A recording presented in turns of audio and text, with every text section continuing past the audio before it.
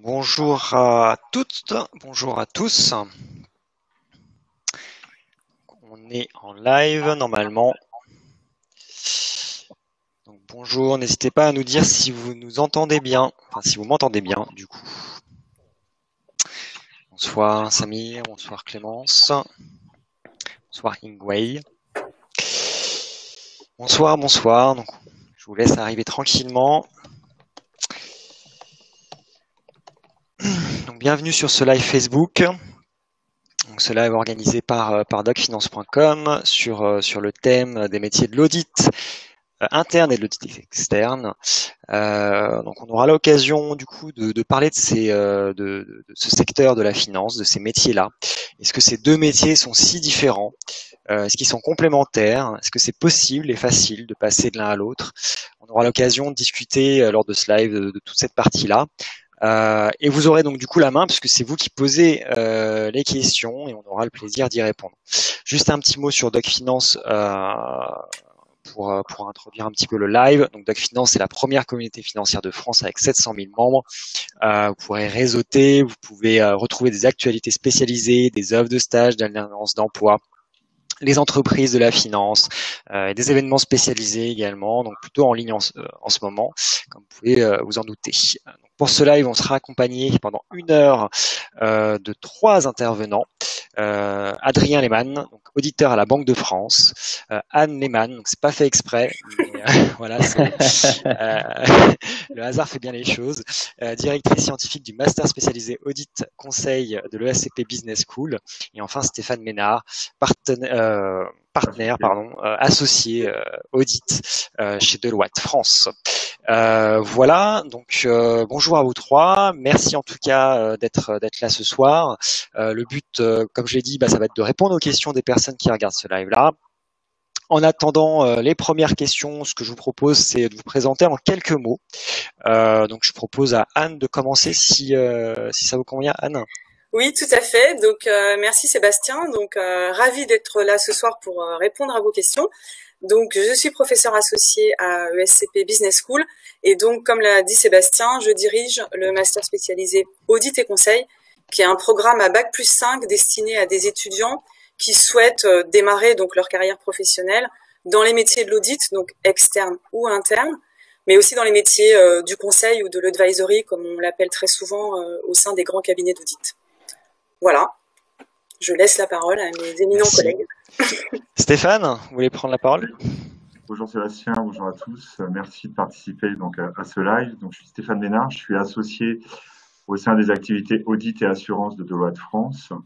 Donc, j'ai à peu près 22 ans d'expérience aujourd'hui chez Deloitte, avec donc forcément une grande dominante sur les missions d'audit externe qu'on va pouvoir évoquer, mais également avec beaucoup de coordination et de missions réalisées conjointement avec des équipes d'audit interne. Donc, on va pouvoir partager avec vous cette expérience. Et je suis également responsable du recrutement chez Deloitte pour la partie audit France. Merci Stéphane. Et Adrien pour conclure. Bonjour à tous. Je suis ravi d'être avec vous. Je m'appelle Adrien Lehmann, j'ai 28 ans. Je suis à l'inspection générale de la Banque de France, où on exerce deux types de missions, de l'audit externe, puisqu'on contrôle les banques commerciales, et puis de l'audit interne sur le périmètre groupe Banque de France, filiales et succursales comprises. Et écoutez, je serais ravi de répondre à toutes vos questions sur nos carrières et nos parcours, puisque je suis aussi ambassadeur RH, et donc à ce titre, j'ai vocation à éclairer celles et ceux qui veulent pousser notre porte. Merci beaucoup Adrien. Du coup, en attendant les premières questions, je vous propose de commencer par un sujet d'actualité, à savoir, on sait tous où en est la crise qu'on connaît, crise sanitaire, crise économique. Moi, ce que je voulais avoir comme avis, en fait, vous qui êtes justement dans le métier, qui formez pour Anne, donc les futurs auditeurs de demain, c'est de savoir la crise qu'on a connue, la crise qu'on connaît actuellement, comment elle a impacté finalement ces métiers-là. Voilà, donc je ne sais pas qui veut prendre la parole dans un premier temps. Je pense que c'est un sujet qui est intéressant et d'actualité. Je peux, si vous souhaitez, peut-être donner mon ressenti, mon avis en tant qu'auditeur donc externe, effectivement.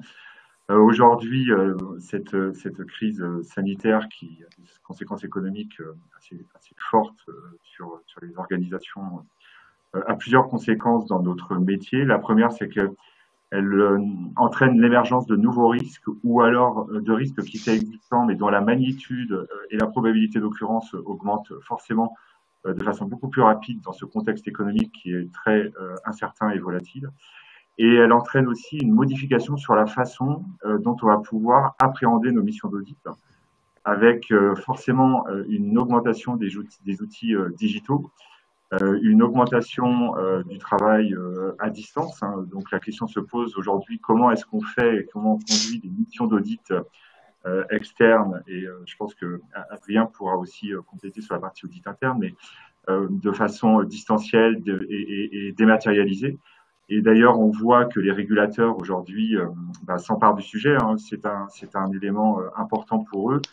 Le rôle de l'audit est quand même d'émettre des opinions sur la fiabilité d'informations financières et extra-financières qui sont transmises au marché.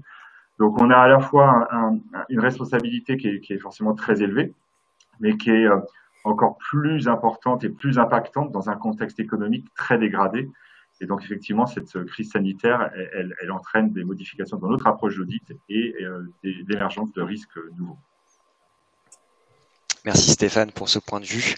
Anne ou Adrien, peut-être si je peux intervenir, moi je suis moins au fait bien sûr de ce qui se passe concrètement sur le terrain en mission d'audit. Par contre, j'ai des étudiants qui étaient en stage d'audit pendant le confinement. J'ai des nouveaux étudiants qui sont en recherche de stage.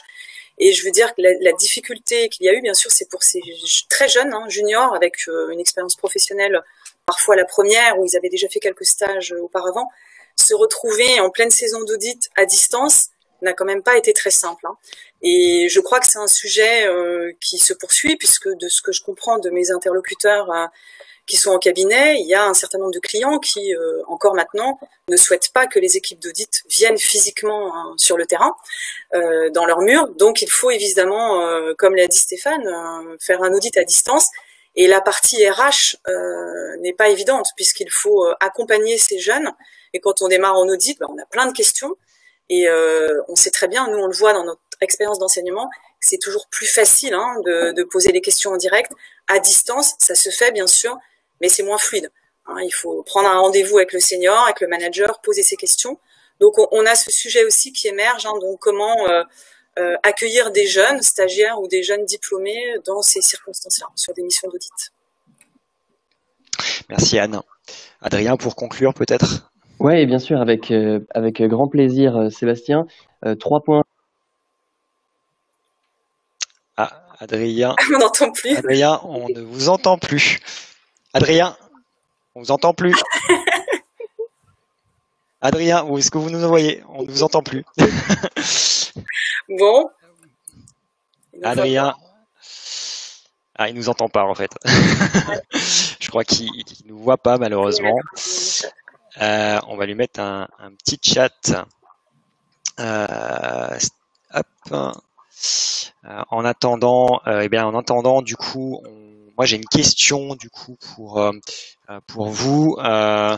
Adrien est toujours sur son petit discours malheureusement. C'est dommage. Voilà. On va le déconnecter, on va le reconnecter après. Du coup, moi j'ai une question d'Osni. Bonjour, est-il plus valorisant et formateur de passer par l'audit externe plutôt que par l'audit interne en début de carrière? Tiens Stéphane, question pour vous. Alors, effectivement, c'est une question qui mérite d'être posée, mais je pense que le postulat, c'est de se dire qu'il n'y a pas, je pense qu'il n'y a pas de mauvaise carrière ou de meilleure carrière. Effectivement, l'audit interne et l'audit externe n'ouvriront pas les mêmes portes. Pour autant, il peut y avoir des passerelles entre les deux. Donc, je pense que ce qui est important quand on veut s'orienter sur le choix de l'audit interne ou de l'audit externe, c'est bien entendu d'essayer de se projeter un petit peu au-delà de ces premières années de carrière. Il est évident que l'audit externe apportera une diversité de missions, une diversité dans les secteurs d'activité que vous allez pouvoir rencontrer, dans la taille des entreprises, dans les référentiels d'audit que vous allez pouvoir également manier, dans les référentiels comptables. Vous aurez l'opportunité également de travailler sur non seulement de l'audit financier, mais également de l'audit extra-financier, de manipuler, les grands cabinets d'audit dont je fais partie ont quand même investissent énormément dans la technologie. Donc, on utilise des outils d'intelligence artificielle, on utilise des outils de data analytics. D'ailleurs, dans nos recrutements aujourd'hui, on diversifie beaucoup nos recrutements sur des profils d'ingénieurs qui sont capables de traiter beaucoup de données, de ressortir des éléments d'analyse pertinents. Donc, effectivement, cet élément va vous permettre de pouvoir avoir le choix encore plus après. En revanche, l'audit interne, l'avantage, à mon sens, c'est qu'il vous permet de connaître les rouages d'une entreprise et d'un groupe, puisqu'en général, les sociétés qui ont une fonction d'audit interne, ce sont des grands groupes cotés. Donc, l'audit interne a le mérite de vous donner les clés, en fait, d'un groupe avec toute la connaissance que vous allez avoir. Ça permet en général de développer aussi des réseaux très importants dans les groupes. Et souvent, les personnes qui sont en audit interne, elles enchaînent derrière vers des carrières au sein du groupe, dans des postes de direction financière, dans des filiales. Et ça suppose d'avoir aussi une mobilité géographique peut-être plus importante que dans des cabinets d'audit où, effectivement, de par notre présence à travers le monde, on se déplace, mais on peut travailler quand même essentiellement sur son territoire. Merci Stéphane. Anne, peut-être une... Oui, je souscris entièrement à ce qu'a dit Stéphane. Effectivement, ça c'est un point important, les déplacements en audit interne. On va se déplacer beaucoup plus qu'en audit externe. Donc ça, c'est un point important. Moi, ce que je peux constater sur mes étudiants, mes promotions, je dirige le MS depuis 2013, j'ai quelques cas d'étudiants qui ont démarré après le MS en audit interne, mais souvent c'était des étudiants qui avaient déjà un petit parcours professionnel avant et qui avaient souhaité faire le MS pour se repositionner. J'ai plus de cas d'étudiants qui ont démarré en audit externe et qui ensuite, quand je les suis sur quelques années, sont en audit interne dans un grand groupe. J'ai plus quand même ces profils-là que des gens qui démarraient tout junior en audit interne. Je n'ai pas dit que ça se faisait pas, mais c'est vrai que peut-être pour des questions, comme l'a dit Stéphane, de choix, c'est-à-dire que on se dit en audit externe, on va avoir des missions plus variées. Ça permet aussi de connaître des entreprises et d'avoir après des opportunités aussi d'aller dans des groupes dont l'activité nous intéresse en audit interne. Merci Anne. On a récupéré Adrien. Est-ce que Adrien, vous nous entendez? Et je crois que je vous entends bien, Sébastien. Est-ce que vous m'entendez? Super. Alors je suis désolé, mais on n'a rien entendu sur la partie crise. Donc là, on a enchaîné sur une question. Est-ce que vous voulez reparler un peu la crise on vous entend plus. Allô? Ah. Ça marche plus. Ça ne marche plus. Ça ne marche plus. À nouveau. Allô? C'est pas grave, on va essayer. Il va essayer de se reconnecter. Du coup, merci pour ces réponses, Osni. J'espère que les réponses vous ont satisfaites. Et on récupère peut-être Adrien, ou peut-être pas. C'est la magie des lives. Bon, il y a un petit problème quand même de connexion. On parlait du 19e siècle. Voilà, donc l'audit externe, c'est la techno. Adrien, est-ce que vous êtes avec nous? Allô? Allô? Non. On vous voit bien, mais par contre, on n'entend pas grand-chose, quoi. On va le laisser tranquillement régler ses problèmes de connexion. Alors, j'ai d'autres questions qui sont arrivées entre-temps, notamment celle de Yousra. Est-ce qu'il faut avoir beaucoup d'expérience pour être un auditeur junior? Entre les deux. Junior, mais beaucoup d'expérience. On ne s'attend pas à avoir une très très grande expérience. Non, en fait, pour être auditeur junior, par définition, donc l'auditeur junior est un auditeur qui rentre dans sa première année au sein du cabinet d'audit. Donc évidemment, dans nos profils de recrutement, on a tendance à recruter des collaborateurs qui vont arriver d'écoles de commerce, de parcours grande école, école d'ingénieurs, et qui auront eu au cours de leur parcours soit des années de césure avec une expérience professionnelle, soit des stages, de toute façon, qui leur auront donné une première expérience. Mais je ne crois pas de mémoire avoir rencontré un auditeur junior qui sortait d'une école sans avoir fait au moins, sur sa durée d'études, de toute façon, 2 stages de 6 mois ou une année de césure. Donc, non, il n'est pas nécessaire d'avoir une expérience professionnelle, mais de fait, pour être junior, mais de fait, vos stages peuvent vous aider également dans le choix de votre carrière, dans la certitude ou pas que l'audit externe peut être un bon choix pour vous et peut vous aider à décrocher effectivement un job d'auditeur junior si vous avez déjà une expérience, par exemple en audit interne au sein d'un grand groupe qui peut être très complémentaire et très intéressante en termes de l'apprentissage que ça peut donner sur les aspects contrôle interne au sein d'une organisation et d'un grand groupe. Merci Stéphane.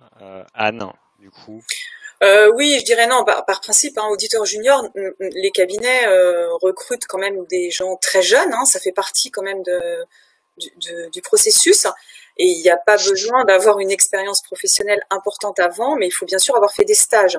Et moi, ce que je dis quand je recrute mes étudiants, il faut aussi dans ces stages avoir déjà montré une appétence pour les métiers du chiffre. C'est-à-dire que si on a fait que des stages en marketing, ou autre, c'est un petit peu difficile d'aller vendre qu'on souhaite démarrer une expérience professionnelle en audit. Donc il faut que le parcours soit quand même un peu cohérent dans les expériences professionnelles. Donc pas forcément avoir déjà fait un stage en audit externe ou interne, mais au moins dans la partie contrôle financier, finance ou autre, pour montrer qu'on est vraiment un peu cohérent dans ses choix professionnels. Merci beaucoup. On va passer sur une nouvelle question de Sorel. Y a-t-il une limite d'âge pour intégrer un Big Four? Non, il n'y a pas de limite d'âge pour intégrer un Big Four. Il y a juste j'ai envie de dire, une cohérence entre le profil qu'on recherche et l'expérience qui doit être en face. C'est-à-dire que quand on va recruter effectivement des expérimentés, on recrute chaque année des managers, des profils donc seniors qui ont entre 3-4 ans d'expérience, des profils de managers qui vont être donc directement en charge de conduire la mission d'audit, de développer la relation client, d'assurer la qualité de cette mission et aussi le management d'équipe, et qui vont travailler étroitement. On parle souvent d'un couple entre le manager et l'associé parce que l'audit, c'est un travail collectif. Seul, en fait, on ne peut pas faire un audit de qualité et donc c'est très important, effectivement, d'être à la bonne place dans ce travail d'équipe. Donc, il n'y a pas de limite d'âge, mais je pense que si on a 15 ans d'expérience, on ne va pas postuler pour un poste d'auditeur junior. C'est pas du tout adapté et on n'aura pas, nous, de toute façon, la capacité à répondre aux attentes d'une personne qui aurait 15 ans d'expérience dans un autre domaine et qui postulerait pour un poste de junior. Et si quelqu'un a 15 ans d'expérience, s'il postule, c'est plutôt pour des postes de senior manager ou de directeur de mission. Oui, tout à fait. Je veux dire, on peut pas faire une reconversion en audit externe à 40 ans. C'est pas possible parce que on peut pas être manager d'audit externe si on n'a pas été auditeur avant. Et donc, on va pas démarrer auditeur junior à 40 ans. Ça c'est clair.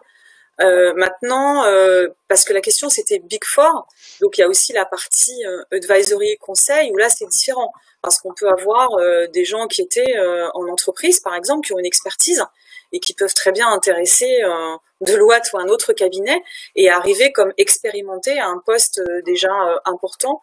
Mais là c'est pas sur la partie audit externe. Pour moi c'est vraiment sur la partie conseil advisory.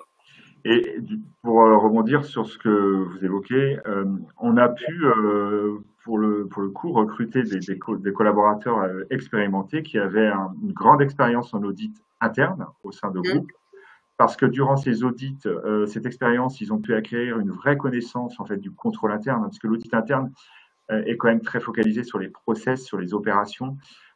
Et donc, ces profils qui ont 5, 6, 7 ans d'expérience ont une vraie expertise dans le contrôle interne. Alors, il peut leur manquer une partie davantage sur l'information financière, mais on sait tous que l'information financière, ce n'est que le reflet de la multitude d'opérations, hein. Chaque jour, chaque événement qui se passe dans une entreprise se traduit dans ses états financiers. Et donc, quand on a une maîtrise parfaite des processus qui contribuent à l'élaboration financière, on a de la valeur pour un cabinet d'audit. En tout cas, on peut se reconvertir, mais effectivement, il faut avoir cet apport et cette valeur ajoutée qu'on met sur la table au moment où on postule.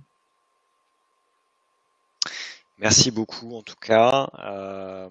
On va passer donc à une question sur le côté formation, donc peut-être pour Anne.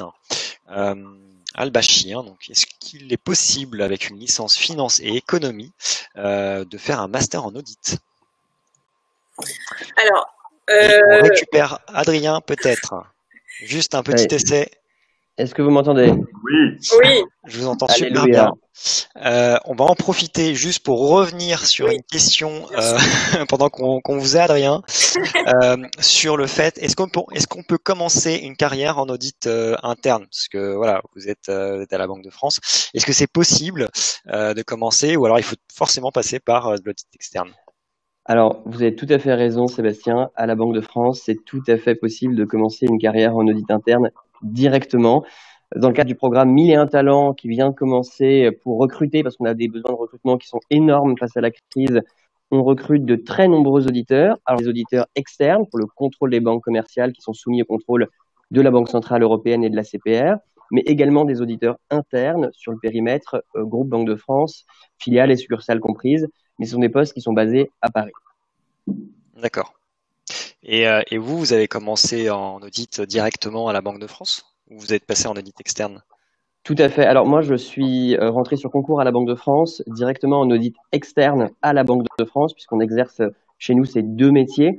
On peut aussi rentrer en contractuel après une école de commerce, après des études spécialisées en finance, en assurance. Bien sûr, si on a fait un profil scientifique, auquel cas vous serez fléchi en fonction de vos compétences. Là où on a le plus besoin de vous, les compétences scientifiques davantage vers l'audit externe, parce que c'est là qu'on a besoin quand on audite une banque commerciale de compétences les plus techniques pour s'assurer de la fiabilité qui nous sont données. En audit interne, on peut recruter aussi des profils d'auditeurs plus traditionnels. Voilà. Merci Adrien. Donc du coup, les deux choix s'offrent aux jeunes diplômés finalement, d'après ce qu'on peut comprendre en tout cas. Donc là, on était sur une question concerne surtout Anne. Oui. Alors, voilà. Je vais essayer d'être le plus clair possible. En fait, après une licence, on peut rentrer dans un programme qui va délivrer un master, donc master 1, master 2. Donc, si on prend le cas de SCP Business School, après une licence, on pourrait passer un concours et rentrer directement donc dans la deuxième année du programme Grande École. Et on ferait donc 2 ans à ESCP Business School, souvent coupé par une année de césure dont a parlé Stéphane, donc 3 années. Pour un master spécialisé, donc le mien en l'occurrence, mais ce sera le cas pour les autres programmes de SCP, c'est un programme où aujourd'hui on rentre à Bac+4 ou Bac+5, donc on ne peut pas rentrer après une licence. Maintenant, il y a les parcours en audit, parce que c'est la question audit interne, externe, à l'université, qui se font aussi, où on peut rentrer, mais là aussi, après une licence, on va faire 2 années. On ne fera pas une seule année de master spécialisé, comme c'est le cas dans mon programme. Très bien. On va passer à une autre question d'Héloïse. Est-ce que l'audit externe est plus tourné vers l'international, ou est-ce que finalement l'international fait partie en fait du métier d'auditeur? Alors, je vais répondre sur la partie, en fait, sur les deux, parce que aujourd'hui, donc, l'audit externe, effectivement, quand vous allez faire une mission d'audit externe, vous allez auditer des groupes français, essentiellement, si vous travaillez par exemple chez Deloitte France, mais qui vont avoir, pour bon nombre, beaucoup de filiales à l'étranger. Donc, en fait, c'est un travail aujourd'hui qu'on va faire en coordination avec l'ensemble des bureaux étrangers de Deloitte. Donc, si vous avez un groupe qui opère dans 25 pays, vous allez devoir en fait gérer l'audit au niveau des 25 pays. Donc, ça veut dire un travail de coordination et d'échange avec les auditeurs des autres pays. Donc, c'est effectivement, il y a une part d'international qui est très importante dans son quotidien et dans ses échanges. Et d'ailleurs, l'approche d'audit, la méthodologie d'audit et nos outils sont les mêmes que vous soyez à Paris, en Inde, en Afrique du Sud, au Canada, aux États-Unis. On utilise les mêmes et aujourd'hui, chez Deloitte, on a à peu près 80 nationalités, si je dis pas de bêtises, qui sont recrutées ou qui sont présentes.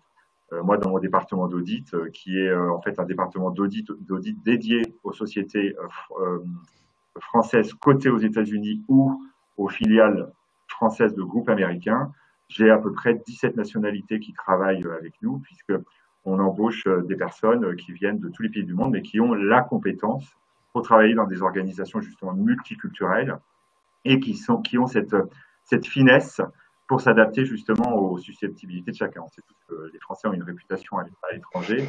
Donc, chaque jour, on travaille pour améliorer notre réputation. Mais non, la part internationale est très importante. Et sur l'audit interne, c'est pareil. En fait, je pense, j'ai pas fait d'audit interne, mais je vois chez mes clients qui ont des fonctions d'audit interne. Bon, bah, ça dépend comment est organisé l'audit interne. Il peut y avoir une seule équipe qui se déplace à travers le monde, ou alors vous avez des équipes après qui sont en zone géographique. Et vous pouvez avoir une équipe pour l'Europe, une équipe pour la zone Amérique du Sud. Et en fait, effectivement, ces équipes se déplacent. Elles vont sur site, elles vont dans les usines, elles vont dans les lieux de production. Donc, je pense que le côté international, d'un point de vue déplacement, il est probablement plus fort en audit interne. En revanche, dans le travail quotidien et dans les échanges, il est probablement beaucoup plus fort en audit externe parce qu'on est tous les jours chez les clients et tous les jours sur nos missions d'audit. En audit interne, vous allez faire votre mission pendant 15 jours, vous allez rentrer et en général, vous avez 3 semaines ou 4 semaines pour formaliser vos travaux en France, au bureau. Donc, ça va être des missions qui vont vont se faire de façon alternée.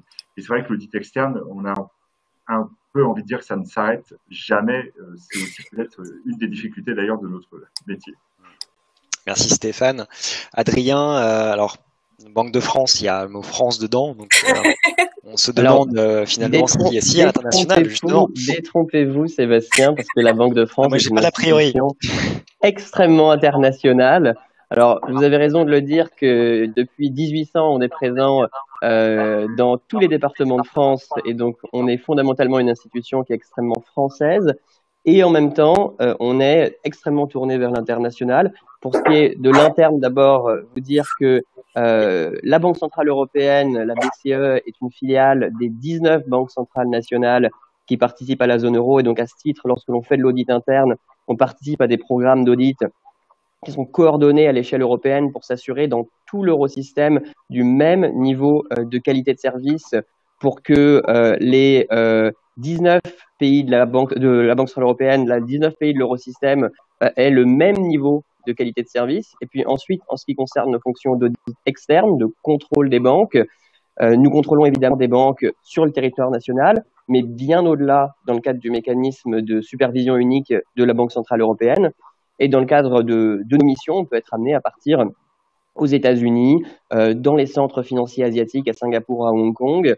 À titre d'exemple, en qualité d'auditeur externe, je me suis rendu en Allemagne, en Angleterre, aux États-Unis. Donc, autant vous dire que si vous avez peur de la mobilité et de l'international, il ne faut pas venir chez nous. Vous dire aussi qu'on ouvre une salle des marchés à Singapour cet automne, en plus de notre salle des marchés de New York. Donc, on est présent round the clock, 24 heures sur 24 pour répondre aux besoins de nos clients. Donc voilà, je pense que on est très internationaux, voilà. Bon, bah super.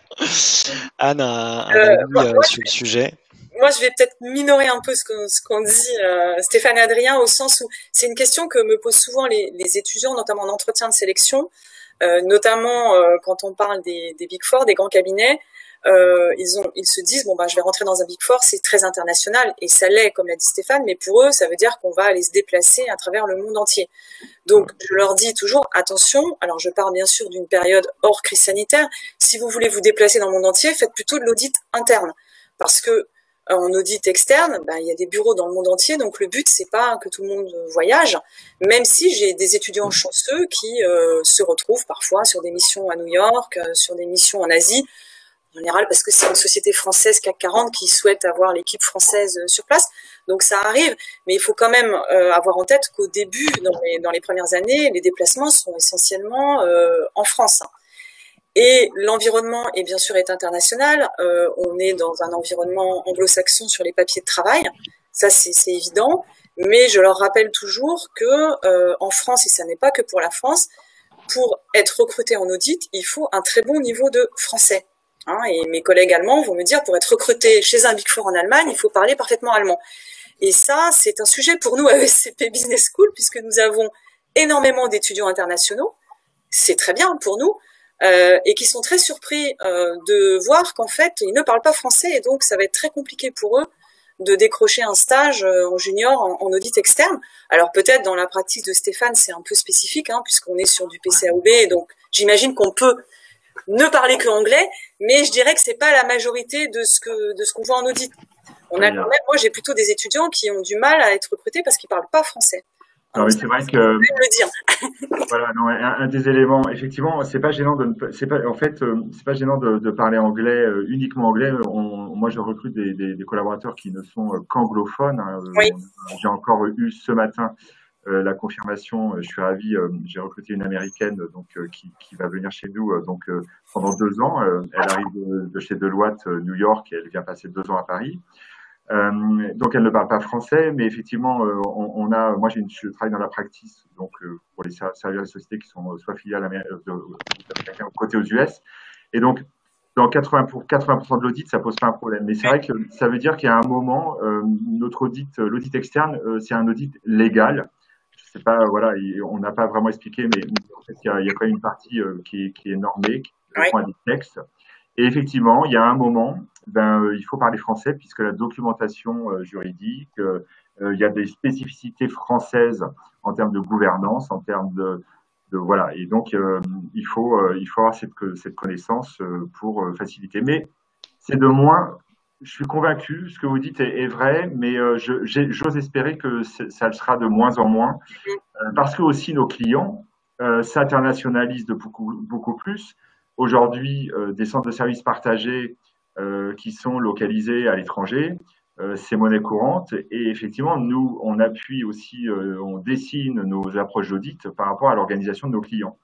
Donc, quand vous avez 70% des transactions qui sont aujourd'hui localisées à l'étranger, vous pouvez avoir des équipes d'audit qui sont anglophones, en tout cas pour auditer une grande partie des volumes. Donc, c'est tout à fait vrai, et effectivement l'audit interne si on veut se déplacer, si on veut bouger, l'audit interne est forcément, à mon avis, plus adapté, puisque nous aujourd'hui, même si on a plein de collaborateurs qui vont partir à l'étranger, ça va rester quelques semaines par an, et c'est pas notre but, parce qu'on a aussi une empreinte RSE. Je vous rappelle, je le place là, mais on a tous quand même demain une certaine obligation vis-à-vis des générations futures. Et il faut qu'on arrête de prendre l'avion pour se faire plaisir et pour aller travailler à New York. On peut y aller en vacances, on peut y passer quelques week-ends ou quelques temps, mais on ne peut pas multiplier comme ça les déplacements quand on a des équipes locales qui ont les compétences, qui utilisent les mêmes outils et qui sont capables d'échanger avec nous de façon très simple. Merci beaucoup. On va passer à une nouvelle question. Il y en a beaucoup. Julien, donc bonjour Julien. Pensez-vous que les audits à distance ont dégradé la qualité des missions de cette année, ainsi que la relation entre audité et auditeur?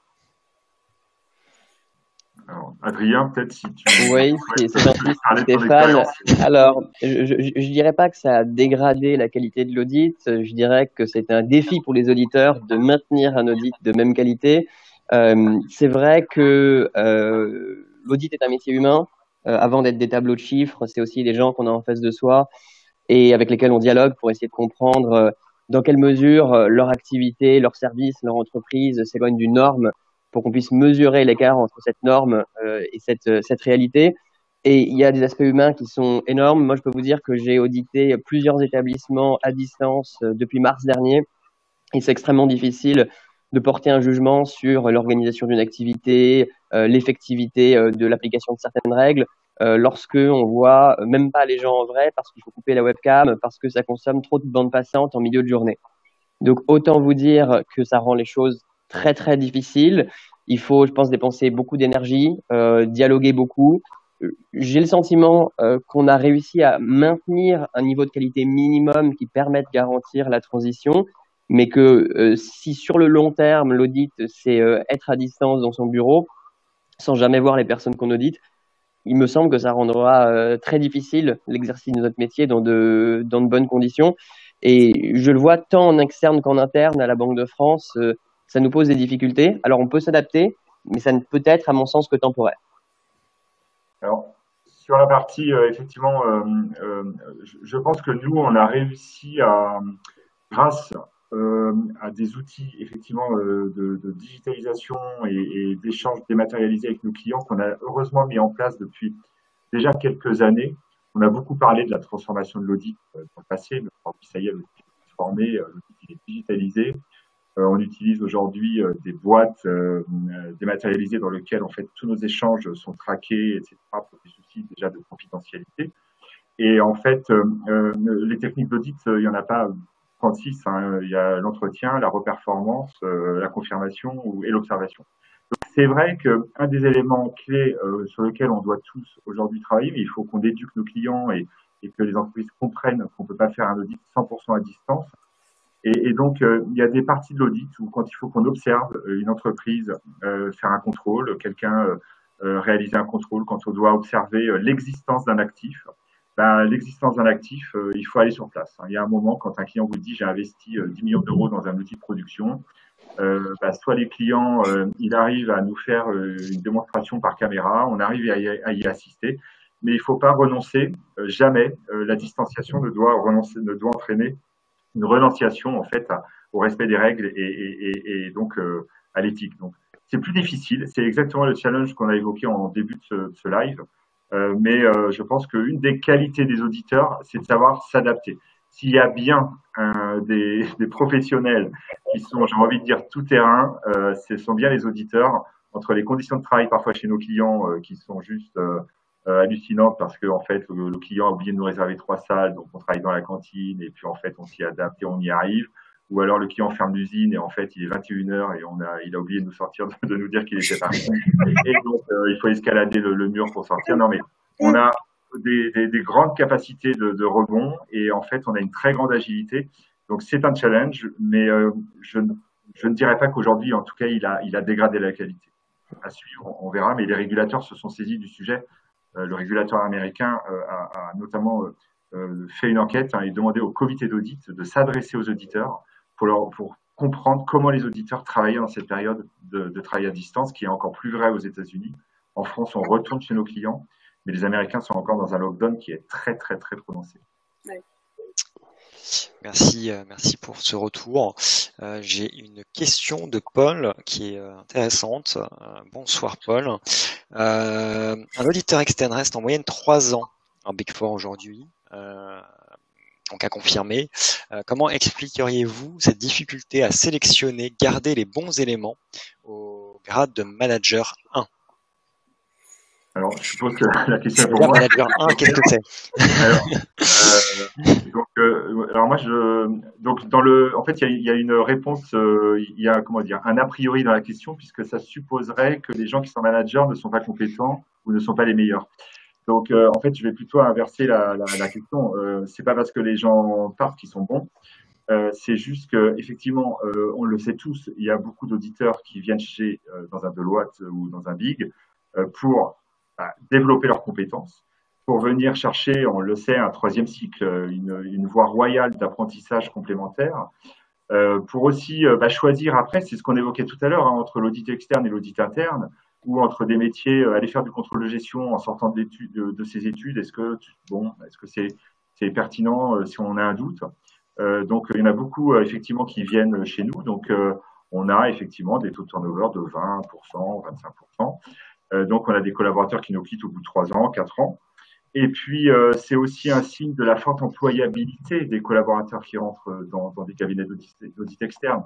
C'est pas négatif, en fait. C'est quelque chose de très positif parce que c'est grâce à ça aussi que l'attractivité des cabinets d'audit demeure. Et c'est parce qu'on aura aussi ces possibilités de choix de carrière multiples après une première expérience en cabinet d'audit qu'on peut attirer des talents qui peut-être ne viendraient pas chez nous. Et après, au-delà, en fait, on a effectivement des collaborateurs qui découvrent grâce à notre système un petit peu de promotion au mérite. On est dans des sociétés très méritocratiques, avec où la méritocratie est très importante, puisque à chaque compétence acquise, il y a un changement de grade, et donc on passe vite à un rôle de manager. Donc il y a des personnes aussi qui se sentent capables de manager des équipes, qui se sentent capables d'être en front avec des clients, et il y en a qui ne se sentent pas capables. On a des collaborateurs qui nous disent moi, je me sens pas capable demain d'aller discuter avec un directeur financier sur tel sujet. J'ai un peu des appréhensions, je suis pas à l'aise dans ma communication. Et Adrien le disait très justement, l'audit est un métier de communication, c'est un métier sur lequel il faut parler, il faut échanger. Jamais on ne comprendra une organisation, le fonctionnement d'une organisation ou d'une société si on n'interviewe pas les gens, si on ne va pas chercher des questions, poser des questions. Donc c'est très important. Donc on n'a pas de, on peut pas dire que on a des difficultés, à retenir les gens. C'est intrinsèque à notre métier. C'est vrai qu'on a des collaborateurs qu'on aimerait bien garder, qui ne restent pas, parce que on est un métier effectivement qui demande peut-être plus de contraintes que d'autres. Alors, on pourra l'évoquer, mais moi je suis chez Deloitte depuis 22 ans. J'ai commencé ma carrière en tant qu'assistant débutant. J'ai toujours préféré rester chez Deloitte. Je pourrais vous dire pourquoi, mais par rapport à, même si j'ai eu des propositions ou des offres, par rapport à une autre expérience. Donc, c'est très, très personnel. Moi, je voudrais peut-être rajouter aussi que ça fait quand même partie du modèle des cabinets. C'est-à-dire que les cabinets, il faut pas que tout le monde reste non plus. Donc, c'est normal que les gens... Donc, c'est sain dans la structure du cabinet. Je dirais aussi que pour le cabinet, c'est bien aussi parce que les gens, en général, si ça s'est bien passé, ils sont assez fidèles, donc c'est des futurs clients aussi. Donc il y a ce côté-là qui est très important pour les cabinets. Moi, j'ai commencé dans un cabinet. Bon, je suis prof aujourd'hui, mais après il y a un attachement qui peut rester. Et si on est en position de recommander des missions, etc. On aura tendance. J'ai travaillé chez Deloitte, je vais me tourner vers Deloitte. Donc ça c'est important aussi, je pense, dans le fonctionnement du cabinet. Après peut-être parce que la question était posée. 3 ans, mais après on parlait sur le grade de manager, peut-être aussi qu'il y a des personnes, quand on arrive manager et encore plus partenaire, il y a une dimension justement commerciale qui est moins présente au début et qui ne plaît pas à certaines personnes, qui n'ont pas envie d'être dans cette démarche un petit peu plus commerciale avec les clients et qui préfèrent retourner dans des fonctions plus support, on va dire, où on n'a pas cette dimension, je pense. Très bien, merci beaucoup. J'ai une question, une nouvelle question, peut-être pour Adrien. Du coup, donc en quoi consiste concrètement le métier d'audit et quelle est la différence entre audit interne et audit externe, sachant qu'à la Banque de France, vous faites les deux finalement, d'après ce que j'ai pu comprendre un petit peu. Voilà. Donc, écoutez, je vais vous dire la principale différence entre audit externe et audit interne, c'est que quand on fait de l'audit externe, 2 mois après, on déjeune pas à la cantine avec la personne qu'on a auditée, ou en tout cas, il est pas sur la table d'à côté. Donc, quand on fait de l'audit interne, on fait un métier qui est d'autant plus humain parce que les gens qu'on contrôle, ce sont nos collègues. Et à ces collègues, on doit 2 choses. D'abord, respecter leur travail parce qu'ils font un travail qui est important au service de la banque et des Français.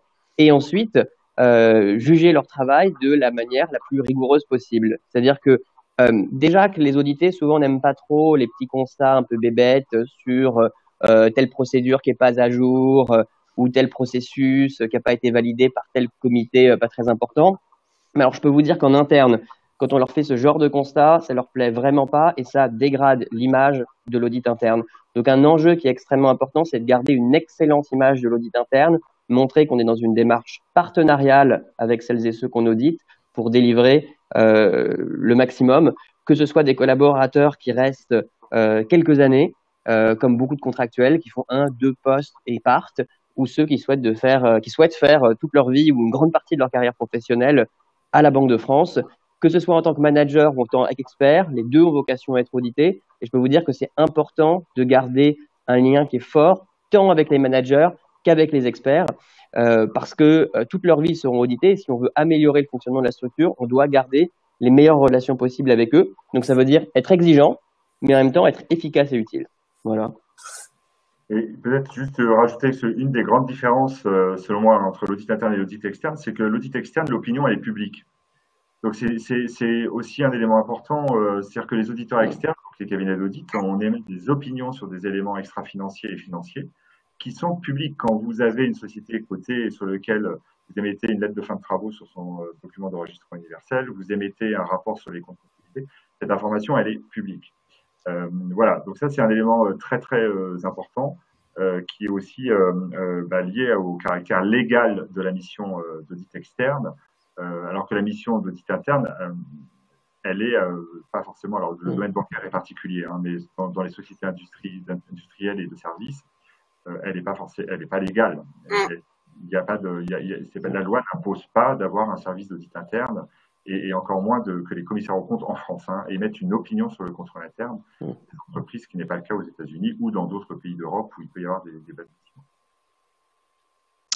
Merci beaucoup. On va passer à une autre question. J'entends beaucoup l'expression un bon auditeur, c'est d'abord un comptable. J'aimerais savoir ce que vous en pensez. Est-ce que c'est vrai? Peut-être Anne, sur la question sur la formation d'auditeur, est-ce qu'on apprend d'abord les bases de la comptabilité pour devenir auditeur? Alors moi, il se trouve que j'enseigne la comptabilité, donc je vais pas la comptabilité financière, donc je vais pas détruire la matière. C'est une base qui est indispensable au démarrage parce que si on n'a aucune compréhension de ce qui se passe en comptabilité, c'est quand même très compliqué d'auditer et notamment c'est très compliqué d'avoir des dialogues, par exemple, avec les gens qu'on va rencontrer, qui sont des comptables, si on ne comprend pas de quoi on parle. Donc c'est un préalable, mais pour démarrer, il n'y a pas non plus besoin d'être un comptable qui connaît tout. On va apprendre ensuite, et les cabinets pour ça proposent d'excellentes formations. On va apprendre, on va compléter sa formation, parce que les normes comptables évoluent aussi beaucoup.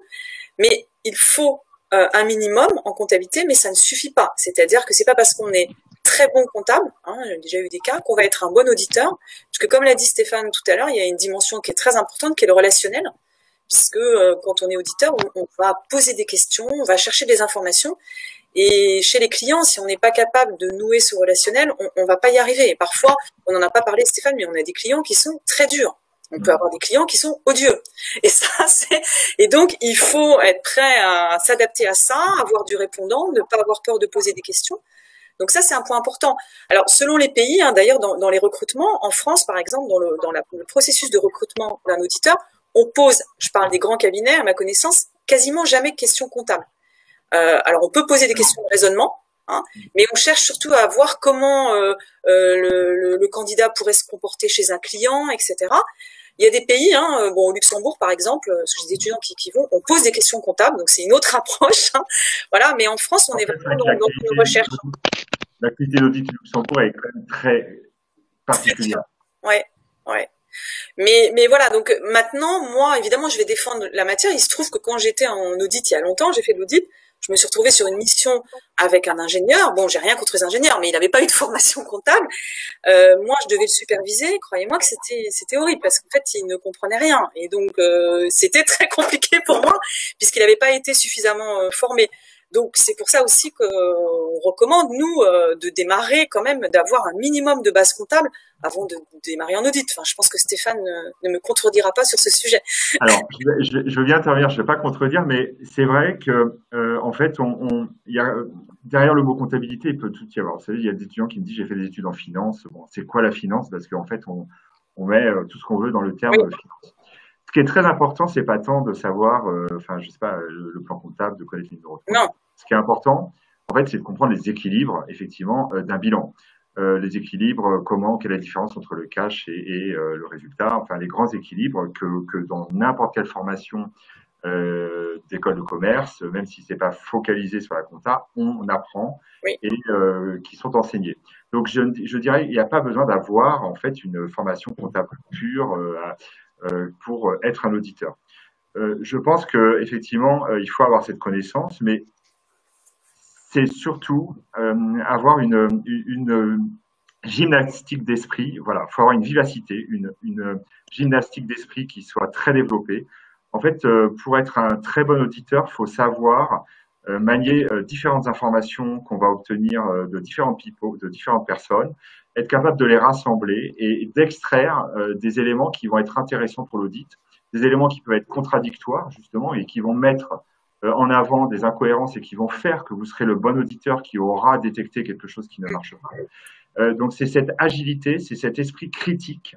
Et on voit des profils, moi je vois des profils en recrutement qui arrivent et qui ont des formations comptables très bonnes, mais je sens qu'il n'y a pas cette agilité, cette ouverture, cette curiosité. Alors la curiosité, c'est hyper important parce que si vous n'avez pas envie de comprendre et d'être curieux sur le fonctionnement d'une entreprise, bah, vous n'allez pas pouvoir faire votre métier.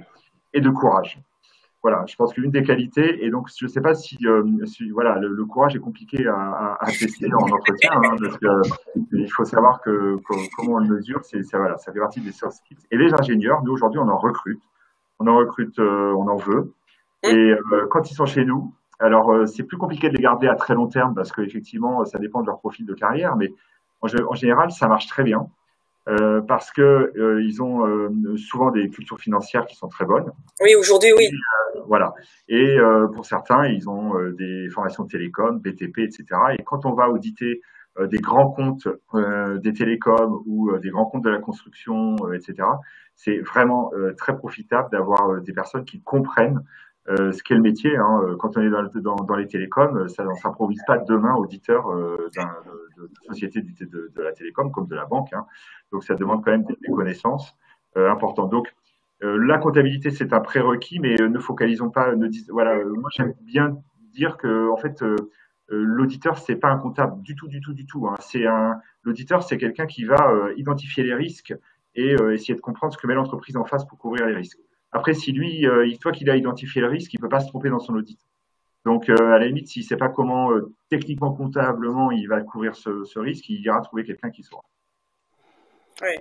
Moi, j'aimerais bien pouvoir compléter ce que dit Stéphane. Je suis tout à fait d'accord avec ce que tu dis, Stéphane, sur l'idée qu'il faut se poser les bonnes questions, qu'il faut apprendre vite, qu'il faut, quand on change de sujet, quand on change de mission, être capable de se poser les bonnes questions pour très vite monter en compétence et être capable de livrer quelque chose d'intéressant.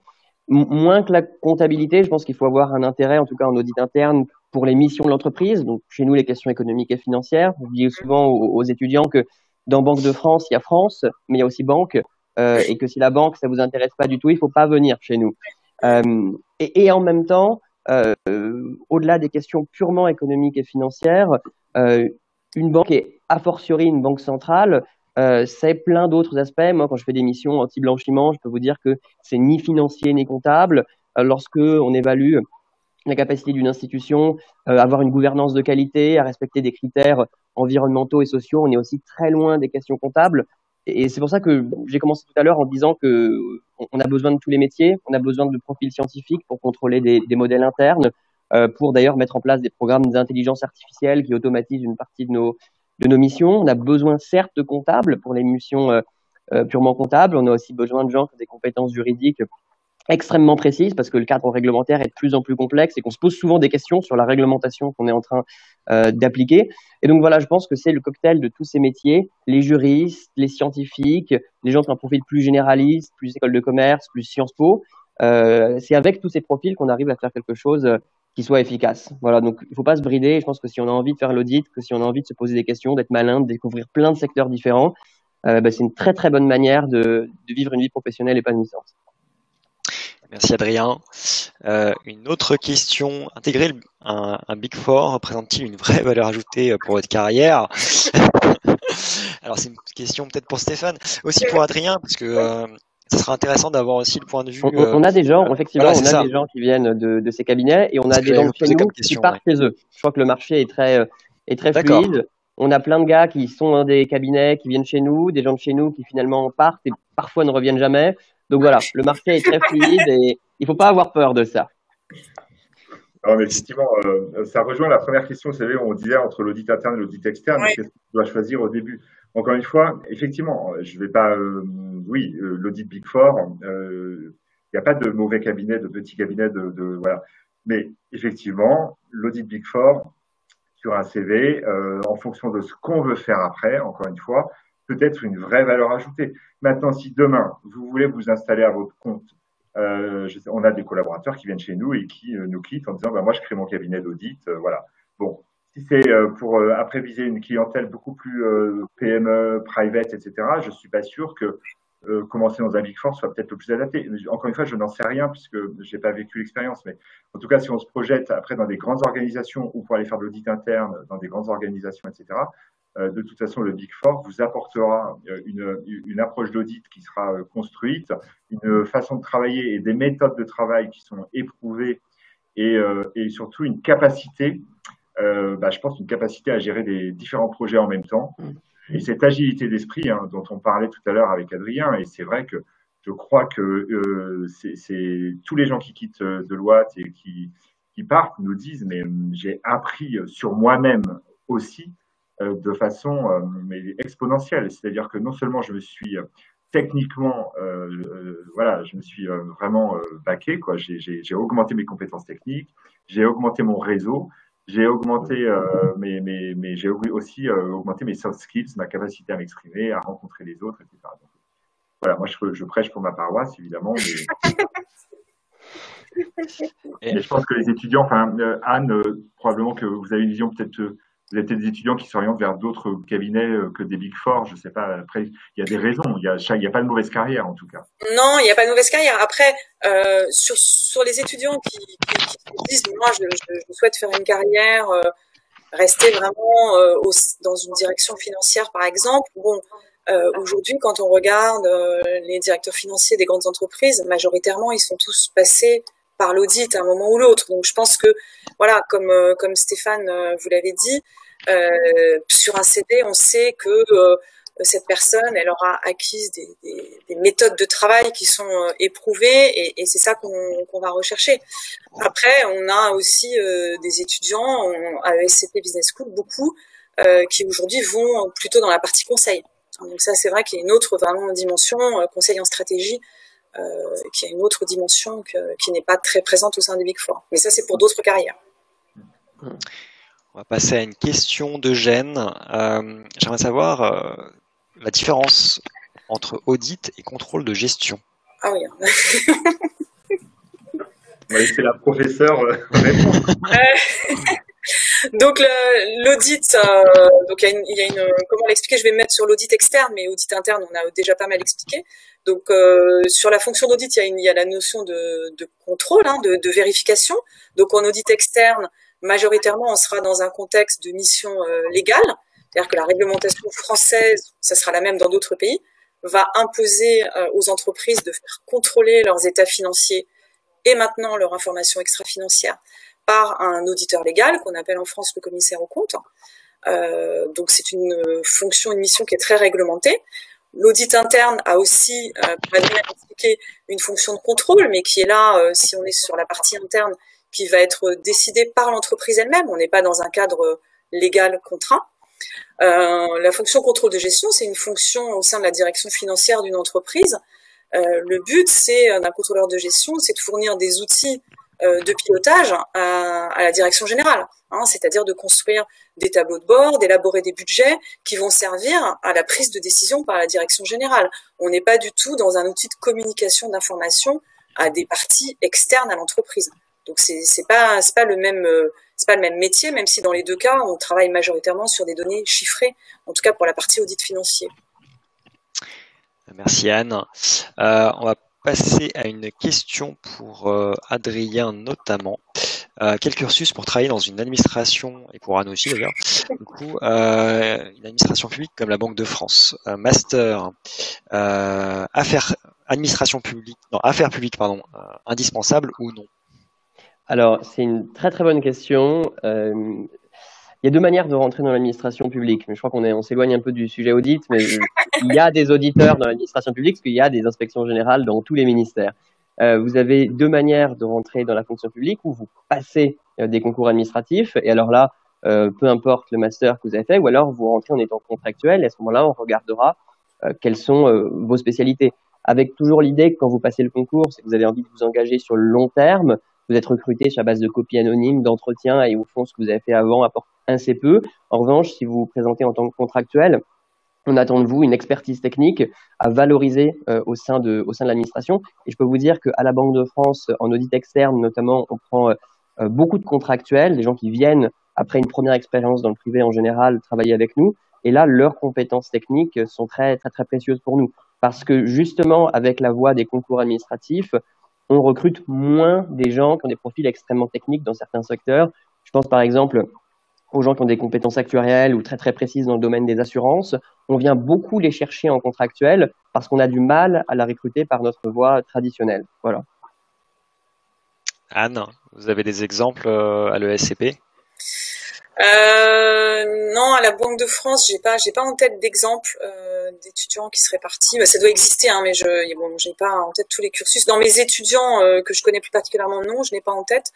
Mais bon, sur l'ensemble des étudiants de l'ESCP, je pense que c'est. Je peux vous dire que à la Banque de France, en tout cas, et je peux parler aussi d'autres administrations publiques par lesquelles je suis passé avant, on a des gens qui viennent du secteur privé et qui viennent d'écoles de commerce. C'est pas du tout réservé à des gens qui ont fait un institut d'études politiques ou Sciences Po Paris ou une fac de droit. Bien au contraire, chez nous, il y a des gens qui viennent d'écoles de commerce et des meilleurs, qui ont fait, pour certains, toutes leurs études à l'étranger, qui ont fait des études d'économie, des masters Bonnem en finance, des études à des niveaux très différents.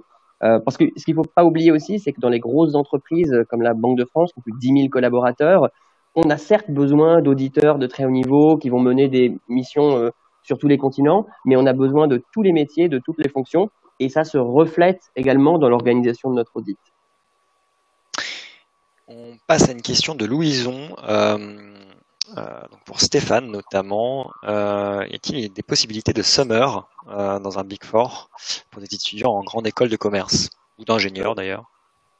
Donc, on a effectivement parfois des demandes de stage sur des périodes qui ne sont pas forcément propices pour nous au stage. Donc ça fait partie des difficultés qu'on a aujourd'hui entre nos demandes et puis en fait de trouver la rencontre entre ce que veulent les écoles et ce que peuvent proposer les écoles et ce que nous on peut proposer. En général, en fait, les périodes de stage dans un cabinet d'audit, c'est quand même assez étendu, hein, puisque ça va grosso modo de fin septembre jusqu'à la première période fin septembre à fin mars. Et la deuxième période, c'est début janvier à fin juin. Donc, bon, après, excusez-nous de ne pas trop en avoir en juillet-août, mais globalement, au mois d'août, on essaye tous de partir un peu en congé. Et au mois de juillet, effectivement, on pourrait avoir quelques stagiaires, mais il faut comprendre quand même qu'il y a un temps d'apprentissage qui est assez important. On forme nos collaborateurs, hein, tous les stagiaires, quand ils arrivent chez Deloitte, ils ont 2 semaines de formation. Donc, je pense que c'est important aussi de rappeler qu'il y a un engagement de notre part à accueillir de façon correcte et de donner les moyens à nos stagiaires de réussir leur stage. Donc, on ne peut pas prendre un stagiaire sur un mois ou deux, sauf on l'a fait pour des stagiaires de grande école, notamment, je pense qu'on l'a fait peut-être dans le parcours grande école de l'ESCP, sur des étudiants de fin de première année. Voilà, qui souhaitaient en fait venir découvrir en mois de juillet-août. Donc, ça peut se faire au cas par cas avec des collaborateurs qui ont un vrai projet et qui sont prêts à s'investir sans la formation nécessaire. Et du coup, voilà, c'est du cas par cas, mais c'est quelque chose qu'on pourrait imaginer effectivement. Hein. Donc ça à travailler avec les écoles pour essayer de trouver ce chemin, ce point de rencontre, faire en sorte que ces stages d'été ne soient pas que de 3 ou 4 semaines, mais qu'on puisse capitaliser tous, les étudiants et vous et nous. Et Adrien, vous en prenez des summers? Alors, tout à fait, c'est une très très bonne question, Sébastien. Alors, évidemment, chez nous, le mois d'août est un peu compliqué sur le plan de l'audit, puisque entre les vacances et départs en congé des uns et des autres, c'est pas évident, mais on prend effectivement des stagiaires toute l'année et on prend aussi des alternants, y compris en audit. Donc, si vous avez envie de faire une alternance ou un stage à la Banque de France, que ce soit un stage master, un stage plus court, on prend des stagiaires pour 3 mois, pour 2 mois, pour 6 mois. On a le site recrutement de la Banque de France qui est très bien fait, avec des annonces qui sont postées régulièrement. Et moi, j'invite toutes celles et ceux qui nous regardent et qui ont envie de peut-être nous rejoindre, aussi pour découvrir nos métiers, voir ce qu'on peut faire et voir s'ils ont envie de nous rejoindre, à regarder ces annonces et éventuellement à postuler. On va passer à une dernière question, puisque l'heure tourne. Et du coup, on va parler donc une question de Paul, l'audit interne ou externe d'ailleurs. Je pense que la question se pose dans les deux. Est-il un domaine d'avenir, notamment avec l'intelligence artificielle, les évolutions de métiers? Donc question, je pense, intéressante, mais des deux points de vue, interne et externe. Alors, moi, je peux vous répondre très franchement, oui, c'est un métier d'avenir, parce que tous les tableaux de bord, tous les tableaux de données, tous les reportings financiers du monde remplaceront jamais l'assurance que peut vous donner une équipe après avoir fait une mission sur le terrain. Et je pense qu'aujourd'hui, tous les comités de direction, que ce soit dans une banque centrale, dans une administration publique, dans n'importe quelle entreprise privée, ont besoin d'un corps d'audit qui soit fiable, efficace et qui soit capable de donner au comité de direction une assurance forte que la banque ou que l'entreprise elle fonctionne bien. Voilà. Donc, rejoignez-nous en audit, n'ayez aucun doute, vous aurez du travail jusqu'à votre retraite. Alors, Stéphane. Moi, je vais aller. je cautionne évidemment ce que tu dis, et j'irais même que on va aller vers des besoins. Donc l'audit externe, hein, pour ma paroisse, c'est quand même d'émettre une opinion sur des données. Et en fait, on est dans une société qui ne va pas vers une décroissance de ce sujet, mais on a plutôt une inflation législative. Hein, et aujourd'hui, on demande d'ailleurs aux sociétés de publier de plus en plus d'informations. Et on va vers une croissance des besoins d'audit externe, où nous, on nous demande de plus en plus d'émettre des opinions, non seulement sur des éléments financiers comme d'habitude, donc comptes annuels et informations financières, mais on s'oriente de plus en plus vers aussi l'émission d'opinion, ce qu'on appelle, nous, de donner de l'assurance, un niveau d'assurance, sur des éléments extra-financiers. Et nous, nous sommes persuadés que demain, c'est un pan d'activité qui va être en fait très important et qui va se développer. Où aujourd'hui on le voit, on demande dans les conseils d'administration, il y a des questions de parité, il y a des sujets, et en fait voilà, la partie environnement durable, la loi, tout ce qui est RSE, etc. conduit les entreprises à publier plein d'indicateurs. Et aujourd'hui, en fait, s'il n'y a pas une norme avec des gens qui sont indépendants et qui ont en fait autorité pour certifier l'exactitude de ces données, en fait, ces données ne veulent plus rien dire. Donc, en fait, voilà, je pense qu'on va plutôt vers une croissance des besoins d'audit externe que l'inverse. Et Anne, oui, je suis tout à fait d'accord avec toi. C'est vrai qu'on a vu beaucoup d'articles de sujets fleurir sur le fait de la disparition, pas des auditeurs, mais en fait des comptables. Ce qui n'est pas du tout la même chose, justement. Effectivement, il y a des métiers de comptabilité qui disparaissent. C'est logique, tout ce qui est saisie, etc. On imagine bien qu'à terme, il n'y aura plus besoin et que ça va être beaucoup plus robotisé. Et ça se fait de plus en plus. Mais l'auditeur, comme on l'a dit tout à l'heure, n'est pas un comptable. Et il y a toujours une partie de jugement professionnel qui est très importante, qu'il est encore plus avec les normes comptables IFRS, où la part de jugement est très forte.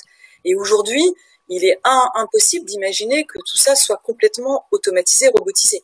Il restera une part humaine, même sur la partie audit financier. Stéphane a parlé d'autres audits, mais même sur la partie audit financier, aujourd'hui, on ne voit pas comment on pourrait se passer d'une intervention humaine sur le jugement professionnel. Merci Anne.